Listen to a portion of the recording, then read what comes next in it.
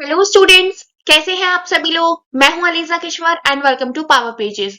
आज के इस part 9 on the subject business organization हम डिस्कस करेंगे company and one person company के बारे में। हमारा फॉर्म्स ऑफ बिजनेस ऑर्गेनाइजेशन की सीरीज चल रही थी जिसमें हमने sole proprietorship, joint in the family, partnership और एलएलपी, कॉपरेटिव्स ये सब अब तक डिस्कस कर लिए हैं। और आज बारी है कंपनी और वन पर्सन कंपनी डिस्कस करने की। एंड मैं ये सजेस्ट करूंगी ये लेक्चर वीडियो देखने से पहले आप फॉर्म्स ऑफ ऑर्गेनाइजेशन जो पार्ट 5th है या लेक्चर 5th कह लीजिए, आप उसे जरूर जाकर देखें क्योंकि ये उसी का ही ना एक एक्सटेंशन है, उसी से ही आगे कैरी फॉरवर्ड किया गया है। तो अगर आपने वहां पे थोड़ा बहुत कंपनी के बारे में समझा है तो यहाँ पे आपको बहुत इजीली समझ आ जाएगा। ठीक है, तो चलिए हम आज का ये लेक्चर वीडियो स्टार्ट करते हैं और पढ़ते हैं हमारा सेकंड लास्ट और लास्ट फॉर्म ऑफ ऑर्गेनाइजेशन की तरफ। कंपनी क्या होती है, हम सब ने सुना है कंपनी क्या है, कंपनी कैसे डिस्टिंग्विश करते हैं, सबको पता है। पर जो नॉन कॉमर्स से है उनको अगर नहीं पता है कोई बात नहीं, मैं बताऊंगी। ठीक है। A company A company is a legal organization formed by a group of persons who voluntarily come together to conduct business with the objective of earning profit or achieving these specific goals.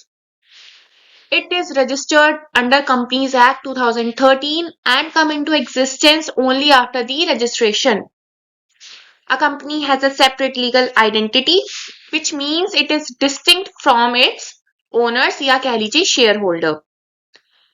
Being an artificial legal person, a company cannot act on its own but operate through its board of directors. It can own property, enter into contracts, sue, and can be sued on its name. One of the most important feature of a company is limited liability, which protects the personal assets of its member. The company also enjoys perpetual succession, meaning its existence is not affected by any death, insolvency, or change in the member. Due to these features, a company is considered one of the most stable and reliable form of organization, especially for the large scale operations. अच्छा, अब company क्या होती है। Company एक, यहां से देखिए बहुत सारे हमें फीचर्स या कैरेक्टरिस्टिक्स मिले। A company is a legal organization. ठीक है, legal organization formed by a group of members who voluntarily come together to conduct the business with the objective of earning profit or achieving the specific goals. It is registered under Companies Act 2013. ये इसका main important है and come into existence only after the registration. इसके बारे में भी हम पढ़ेंगे। A company has a separate legal identity which means it is distinct from its owner. अब यहाँ पे बहुत से नॉन कॉमर्स वाले बच्चों को पता नहीं होगा। जो हमारे शेयर होल्डर्स होते हैं ना, उन्हें ओनर्स कहा जाता है क्योंकि वो ही कंपनी में पैसा लगाते हैं। तो जो इंसान पैसा लगा रहा है, ठीक है, वो ही तो ओनर होगा। बोर्ड ऑफ डायरेक्टर्स कंपनी को चलाते हैं, पर जो रियल ओनर होता है ना वो शेयर होल्डर्स को कहा जाता है। ठीक है, तो अगर आपसे कोई पूछे कि कंपनी के ओनर कौन होते हैं तो उसका सीधा सीधा आंसर होता है share holder and specifically equity share holder. वो आगे चल के हम डिस्कस करेंगे आगे के सेमेस्टर्स में। ये बकायदा एक तरीके से आपको एक सब्जेक्ट मिलेगा जिसके बारे में आपको और डीपली हम पढ़ेंगे और आपको समझ आएगा। चलिए, being an artificial legal person, a company can not act on its own, यहां से ये पता चला, but operates through board of directors. यहां से ये बात पता चली हमें। It can own property, it can own property, come into contract, sue and can be sued. One of the most important feature is limited liability. ठीक है। परपीचुअल succession होता है इसका, किसी की भी डेथ, इंसॉल्वेंसी से इसे फर्क नहीं पड़ता। और ये इसी रीजंस की वजह से, इसी फीचर्स की वजह से ये मोस्ट सुटेबल और stable reliable form of business organization कहलाती है। क्या? कंपनी। ठीक है, यहां तक समझ आया? तो चलिए अब आगे बढ़ते हैं और देखते हैं इसकी इंपॉर्टेंस। इंपॉर्टेंस क्या है? Helps in raising large capital, promotes industrial growth, creates employment opportunities, encourages investment from the public, ensures professional management and contribute to economic development। ये इसके कुछ इंपॉर्टेंस है। चलिए अब बात करते हैं इसकी फीचर्स की। फीचर क्या होते हैं? हमने फीचर्स स्टार्टिंग की फर्स्ट स्लाइड में पढ़े थे।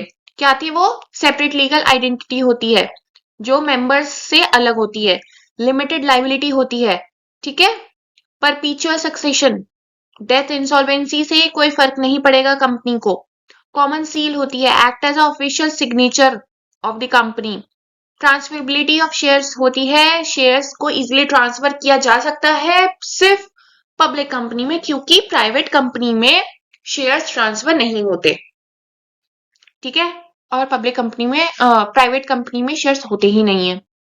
Artificial legal person, company exist only in the I of law, ठीक है, तो कंपनी क्या होती है? आर्टिफिशियल लीगल पर्सन होती है। आप देखते हैं इसके कुछ मेरिट्स। मेरिट्स क्या है इसके, या कह लीजिए एडवांटेजेस? लिमिटेड लाइबिलिटी होती है तो ओनर्स के पास रिस्क कम होता है, लार्ज कैपिटल होती है तो फंड्स इजीली रेज हो सकते हैं, परपीचुअल एग्जिस्टेंस होती है तो ये एक तरीके से स्टेबिलिटी को दिखाती है, transfer of ownership, easy transfer of shares होते हैं, प्रोफेशनल मैनेजमेंट होता है और हाई क्रेडिट वर्दीनेस तो होता ही है। क्यों? क्योंकि इन्हें इजीली लोन मिल सकता है। ठीक है, यहां तक समझ आया? चलिए अब देखते हैं इसके कुछ डीमेरिट्स। कॉम्प्लेक्स फॉर्मेशन, सबसे ज्यादा डिफिकल्ट जो फॉर्मेशन होता है, जो रजिस्ट्रेशन होता है, वो इसी का होता है, कंपनी का। बहुत लेंदी प्रोसीजर होता है। आपको जब कंपनी फॉर्म होगी, जिस दिन उसका डे 1 होगा, उससे पहले भी बहुत सारी फॉर्मेलिटीज करनी होती है, तो बहुत कॉम्प्लेक्स होता है और उसमें बहुत हाई कॉस्ट लगती है। उसको फॉर्म करने में, उसे ऑपरेट करने में बहुत हाई कॉस्ट लगती है किसी कंपनी को। लैक ऑफ सिक्रेसी होती है, मैंडेटरी डिस्क्लोजर ऑफ अकाउंट्स, आप जो फाइनेंशियल अकाउंट्स बनाते हैं उसे पब्लिक के साथ, शेयर होल्डर्स के साथ डिस्क्लोज करना मैंडेटरी है, तो आप कुछ भी छुपा नहीं सकते, ठीक है। Delay in decisions, due to formalities की वजह से डिसीजंस कभी कभार डिले हो सकते हैं। Separation of ownership and control and having legal compliance, इसकी जो कंप्लायंस होती है, जो लीगल फॉर्मेलिटीज होती है ना, वो बहुत ज्यादा होती हैं। इसकी जो पेनल्टीज होती हैं वो बहुत स्ट्रिक्ट होती हैं, लॉज होती हैं, और भी बहुत सारे जो टैक्स होते हैं वो एक तरीके से प्रॉपर, कह लीजिए इंसान अगर कंपनी चला रहा है तो वो पूरे रूल्स एंड रेगुलेशंस के साथ ही कंपनी चलाएगा, तो ही उसकी कंपनी एग्जिस्ट कर पाएगी, वरना वो नहीं चल पाएगी, ठीक है, उसे फ्रॉड में माना जाएगा। चलिए आगे बढ़ते हैं, देखते हैं टाइप्स ऑफ कंपनी क्या होती हैं। टाइप्स ऑफ कंपनी में पहला आता है private company. A private company is a company that restrict the transfer of shares and does not invite public to subscribe to its share. It requires minimum 2 members and maximum 200 members, and it is suitable for medium and small size businesses. Then आता है, एक second में इसको highlight कर देती हूँ तो आपको अच्छे से समझ आएगा। ठीक है, इसमें क्या होता है? रिस्ट्रिक्ट होता है ट्रांसफर ऑफ शेयर्स, ठीक है, and does not invite public to subscribe it shares. Minimum होते हैं इसमें 2 members और मैक्सिमम होते हैं 200, और सुटेबल किसके लिए होते हैं? स्मॉल और मीडियम साइज बिजनेसेस।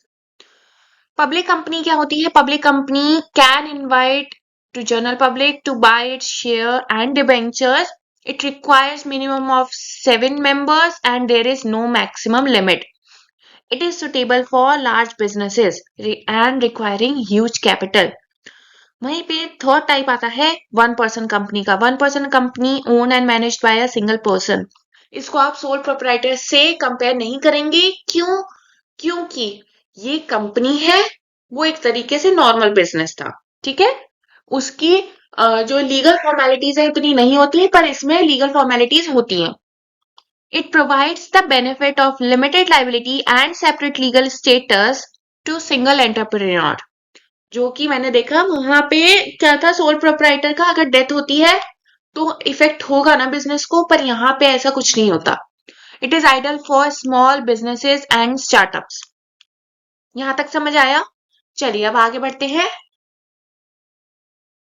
और देखते हैं गवर्नमेंट कंपनीज क्या होती हैं। गवर्नमेंट कंपनीज वो कंपनीज होती हैं जिसमें at least 51 of the share capital हो, उसे हम मान लेंगे गवर्नमेंट कंपनीज। और किसके पास हो? वो सेंट्रल और स्टेट गवर्नमेंट के पास उसके शेयर्स हो, ठीक है। It is form to operate public sector enterprises and promote promote economic development, ठीक है। होल्डिंग कंपनी के पे आते हैं। A holding company is a company that controls another company by holding majority of its shares or controlling its board of directors. It supervises and manages the subsidiary company। यहां तक समझ आया? अब देखते हैं सब्सिडरी कंपनी क्या होती है। A subsidiary company is a company whose control lies on with another company called holding company। It's operate under the guidance of the holding company, ठीक है। ये दोनों जो नाम है, ये ये वाला नाम और ये वाला नाम, ये दोनों इंटर रिलेटेड है, ठीक है। होल्डिंग, यहाँ पे देखिए, होल्डिंग कंपनी को पेरेंट कंपनी भी कहा जाता है। होल्डिंग इसे इसे आप पेरेंट कंपनी भी कह सकते हैं, ठीक है। इसे पेरेंट कंपनी भी कहा जाता है। क्यों? क्योंकि ये होल्ड कर रही है ना किसी और कंपनी को, इसके हिसाब से चल रहे हैं, तो यही तो पेरेंट हुआ ना उस कंपनी का। इसे पेरेंट कंपनी कहा जाता है, ठीक है। यहां तक बात याद रहेगी? चलिए अब देखते हैं most important, most important difference between public and private company. ये एग्जाम पॉइंट ऑफ व्यू से बहुत ज्यादा इंपॉर्टेंट है। चलिए बेसिस देखते हैं इसका। बेसिस क्या होता है? ओनरशिप देखते हैं। Own by the general public and share shareholders? Public company.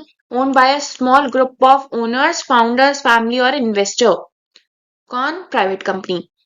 Private public company में सिर्फ आपको लिमिटेड लिखा हुआ दिखेगा। ये सबसे इजीली चीज है जिससे आप डिस्टिंग्विश कर सकते हैं कि ये पब्लिक है या प्राइवेट है।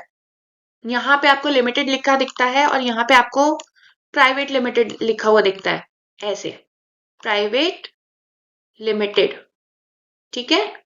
लिमिटेड ऐसे लिखा हुआ दिखेगा। प्राइवेट प्राइवेट को आप पी भी लिख सकते हैं या पीटी भी लिख सकते हैं, ठीक है। उससे कोई फर्क नहीं पड़ता, पर ये सबसे मेन पॉइंट है प्राइवेट और पब्लिक कंपनी को डिस्टिंग्विश करने के लिए। अब देखते हैं शेयर्स के बारे में। Shares are freely traded on stock exchange. Shares are not traded publicly. किसमें? प्राइवेट में, क्योंकि प्राइवेट कंपनी पब्लिक से कैपिटल रेज नहीं कर सकती।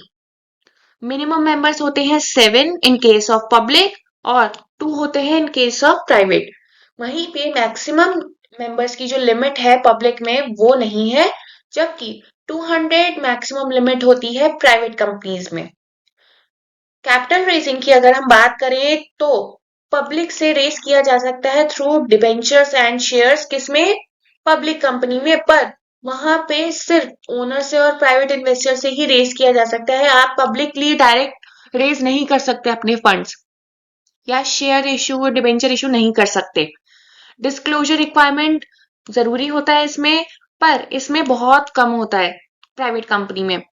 रेगुलेटरी कंट्रोल की अगर हम बात करें तो इसमें बहुत ज्यादा गवर्नमेंट का इन्वॉल्वमेंट रहता है और मार्केट अथॉरिटीज का भी इन्वॉल्वमेंट रहता है। क्यों? क्योंकि यहाँ पे स्टॉक एक्सचेंज मार्केट भी तो है ना, है ना। गवर्नमेंट पब्लिक कंपनी है तो गवर्नमेंट की तो होगी ना इंटरफेरेंस। पर इसमें बहुत कम होता है प्राइवेट में। मैनेजमेंट की अगर हम बात करें तो managed by a board accountable to the public shareholders, और इसके जो वो हैं वो ओनर्स और स्मॉल बोर्ड्स डायरेक्टली मैनेज करते हैं। अगर हम एग्जांपल्स देखें इसके तो एप्पल, गूगल, टाटा स्टील्स ये सब पब्लिक कंपनी में आते हैं। वहीं पे फैमिली बिजनेसेस, स्टार्टअप्स और स्मॉल फर्म्स प्राइवेट कंपनी का एग्जाम्पल बनते हैं। ठीक है, आप इसका स्क्रीनशॉट ले लीजिए, और याद रखें ये बहुत जरूरी है, ये आएगा 3 मार्क्स में आ सकता है, 7.5 मार्क्स में डायरेक्ट पूछा जाता है ये। ठीक है, तो ध्यान रखेंगे आप, और ये मैं लिख देती हूँ प्राइवेट। ठीक है, ये ध्यान रखेंगे आप।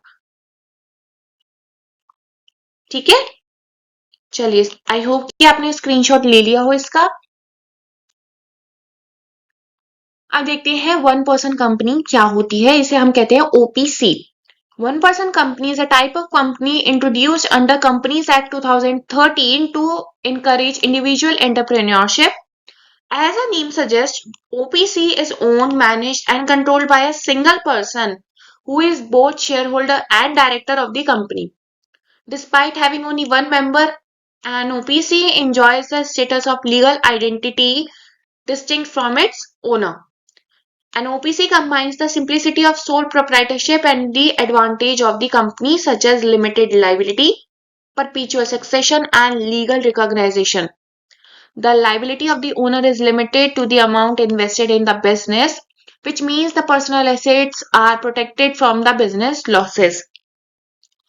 OPC also has nominees who become the owner of the company in case of the death or incapacity of the original owner, ensuring the continuity of the business. यहाँ पे नॉमिनी, ये वाला पॉइंट आपको याद रखना है, ये वाला पॉइंट आपको याद रखना है। ठीक है, ये इसमें क्या होता है, वन पर्सन कंपनी क्या होती है, वन पर्सन कंपनी में ना पार्टनरशिप मतलब सोल प्रोप्राइटरशिप और जो कंपनी का है उन सबके एडवांटेज लेके एक नया फॉर्म तैयार किया, जिसे रजिस्टर्ड करवाया गया कंपनीज एक्ट 2013 में इंडिविजुअल ओनर्स के लिए। उसमें लिमिटेड लाइबिलिटी रहेगी जो आपको सोल प्रोप्राइटर में नहीं मिलता, परपेचुअल सक्सेशन रहेगा जो आपको सोल प्रोप्राइटर में नहीं मिलता, और लीगल रिकॉग्नाइजेशन मिलेगा।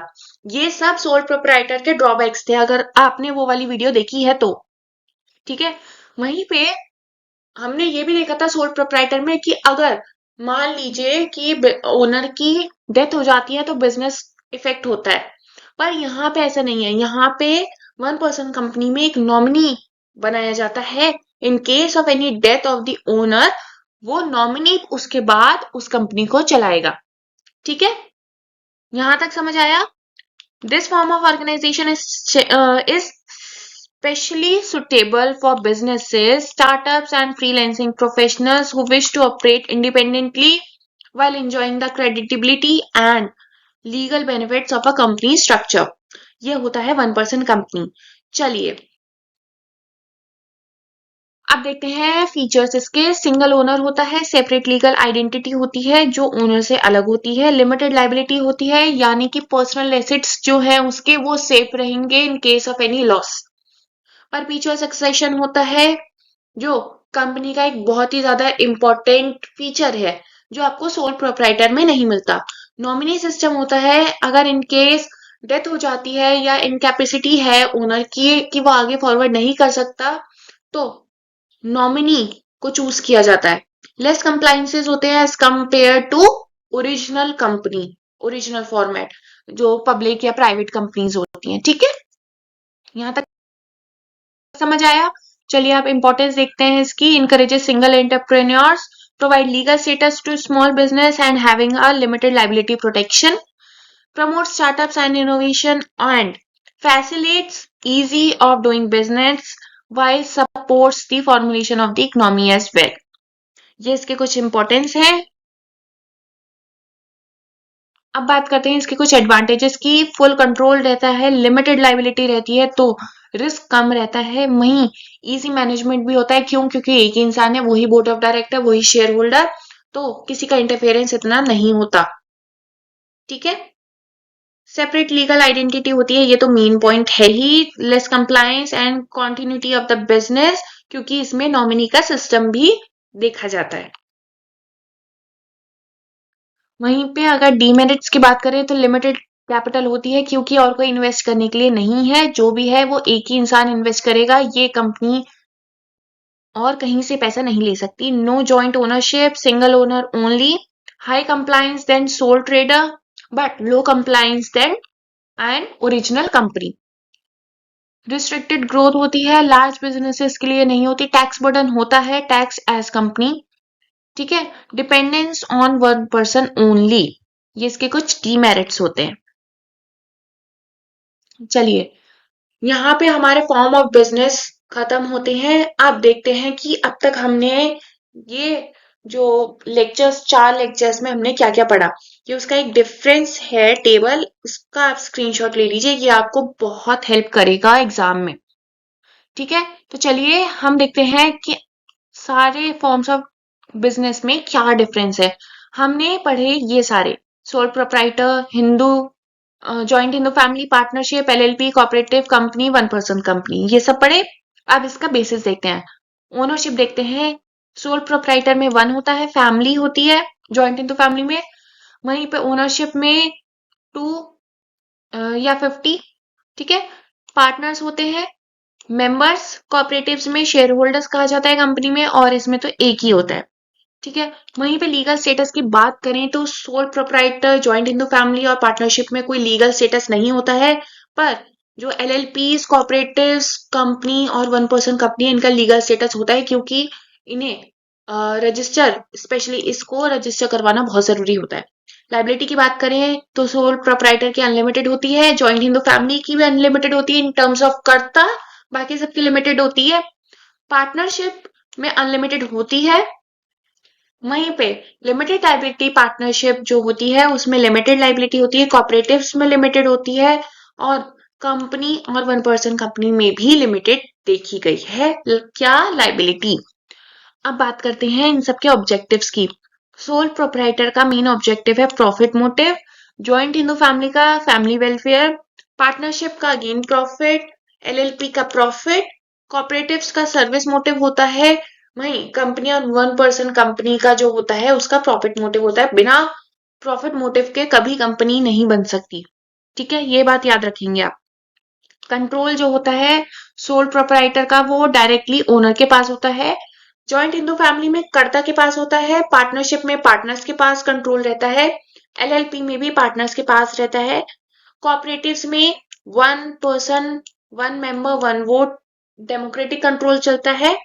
कंपनीज की अगर हम बात करें तो डायरेक्टर्स के पास कंट्रोल रहता है, या कह लीजिए शेयर होल्डर्स भी तो होते हैं ना, है ना, तो शेयर होल्डर्स भी तो देखेंगे ना।